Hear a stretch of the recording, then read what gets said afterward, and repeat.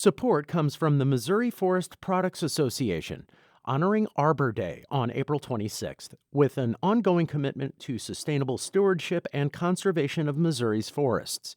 ChooseWood.com.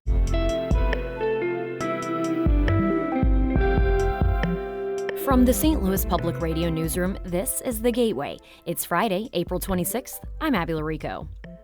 Missouri's Republican voters could play a key role in legalizing abortion later this year. 23% of Trump voters said that they were going to support the initiative. 72% of voters said that they were going to support, Biden voters, said they were going to support the initiative. Coming up on The Gateway, St. Louis Public Radio's Jason Rosenbaum looks into why it's up for debate whether an abortion legalization ballot item could hurt Missouri Republican candidates. The Missouri House yesterday approved legislation that would make it harder to amend the state's constitution. The House voted 102 to 49 to send a revised bill back to the Senate. The Senate's version stripped out additional provisions that went beyond upping the threshold to pass a constitutional amendment. However, the House added that language back. Speaking after the vote, House Speaker Dean Plocher said there will be conversations between the chambers on what the Senate will do with the amended bill. I think we've made our position pretty clear with the Senate on what we would like to see. As the bill goes over there, we would look forward to engaging them in good discussion. Among the provisions the House added, only legal residents of Missouri and U.S. citizens could vote on constitutional amendments, even though that is already the law. Most long-term care facilities in Missouri will need to hire more nursing staff to comply with new federal requirements. St. Louis Public Radio's Sarah Fenton reports the Centers for Medicare and Medicaid Services unveiled the rule earlier this week. The new rule means homes must have RNs, LPNs, and other staff to cover about 3.5 hours of care per resident per day and have a registered nurse on staff 24/7. Facilities that receive federal reimbursement must comply or face fines or risk losing their funding. Bill Bates is CEO of Leading Age Missouri, an industry group that represents mostly nonprofit facilities. He says budget-conscious nursing homes are already competing for a limited number of nurses. And if they find a nurse they can hire, they often cannot afford to hire that nurse. Long-term care centers have up to 5 years to meet the new standards, with rural facilities given more time to comply. I'm Sarah Fenton, St. Louis Public Radio. Members of the St. Louis Detention Facilities Oversight Board met with a detainee at the St. Louis City Justice Center Thursday to explain how inmates can let others know about their plight. The board was formed to investigate jail issues. Its members told the detainee that they want to know about conditions at the jail and explained how to issue complaints about safety. Pamela Rice Walker is the Oversight Board's secretary. She worries detainees don't understand the process. The people who would benefit from this program of oversight as mandated by the Board of Aldermen and supported by the mayor are still not aware that we exist. Board members have had a turbulent relationship with Mayor Tashara Jones and corrections officials over the last couple of years, accusing them of denying access to the jail and detainees.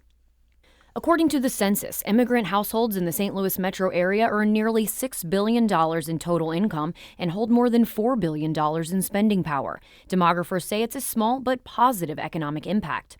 As St. Louis Public Radio's Andrea Henderson reports, some immigrant entrepreneurs say the area is great for business, but must do more to attract immigrants. Over a decade ago, Nigerian entrepreneur Ola Ayeni moved from Chicago to St. Louis to start his software engineering company, Claim Academy.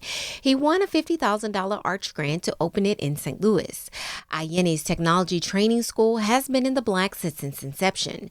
He says the company's net revenue is in the millions and it has over 20 employees. Look at all the big companies in America today that are doing very well. Hewlett Packard, it was an immigrant. Google, immigrant. They're adding value. So we are more prone to taking risk than an average native born. Ayeni says to attract more immigrants to the area and boost its economy, leaders must find more ways to improve their quality of life here.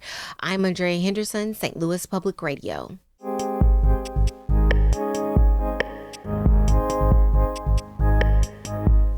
If backers of an abortion rights initiative turn in enough signatures by May 5th, Missourians could be voting to end the state's ban on the procedure in November. While polling shows some GOP support for the measure, St. Louis Public Radio's Jason Rosenbaum reports that it's up for debate whether the ballot item hurts Republican electoral prospects. When fashion icon Karlie Kloss came to the St. Louis area this month to gather signatures for a proposal legalizing abortion in Missouri, she noticed something that could be critical for the ballot item to eventually pass.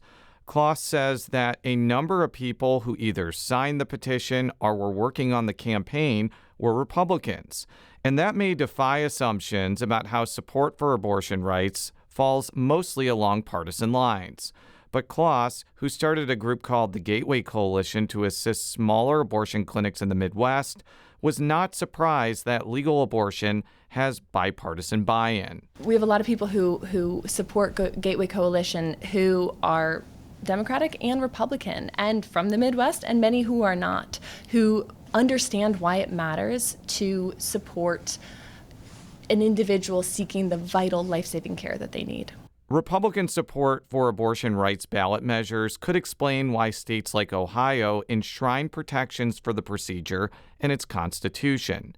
And pollsters like St. Louis University political science professor Stephen Rogers have found that a significant slice of GOP voters would vote for a Missouri proposal legalizing abortion up to fetal viability. 23% of Trump voters said that they were going to support the initiative. 72% of voters said that they were going to support, Biden voters, said they were going to support the initiative. But that same SLU YouGov poll showed that Republicans would win the governorship without too much trouble, calling into question about whether an abortion rights ballot measure will actually result in electoral peril for Republicans. In some respects, Missouri's robust initiative petition process allows people like Kirkwood resident Brian Pyle to express their disapproval of the state's abortion ban while still supporting conservative candidates. It is kind of sad to see anyone, whether they're a Republican or Democrat or whatever they may be, to push their opinion on someone else. For their part, Republican candidates do not appear too concerned about their prospects in the fall.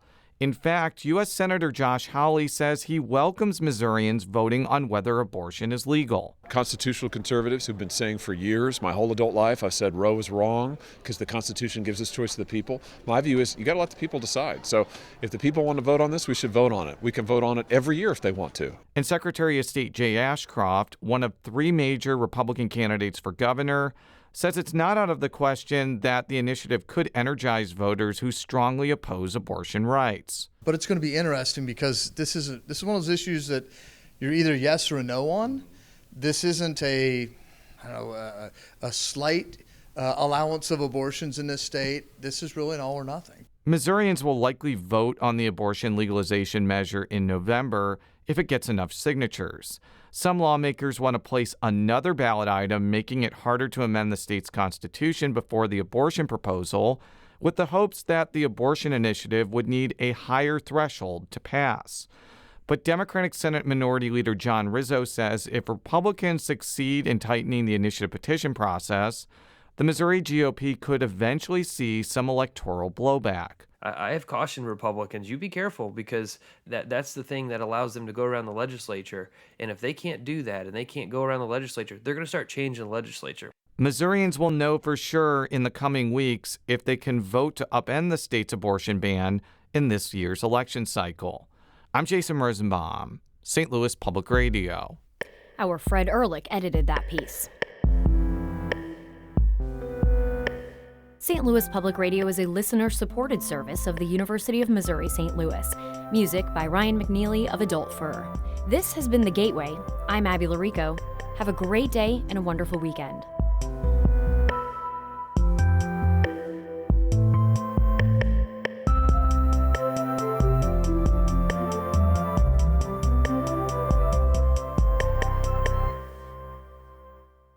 Support comes from the Missouri Forest Products Association, honoring Arbor Day on April 26th, with an ongoing commitment to sustainable stewardship and conservation of Missouri's forests. ChooseWood.com.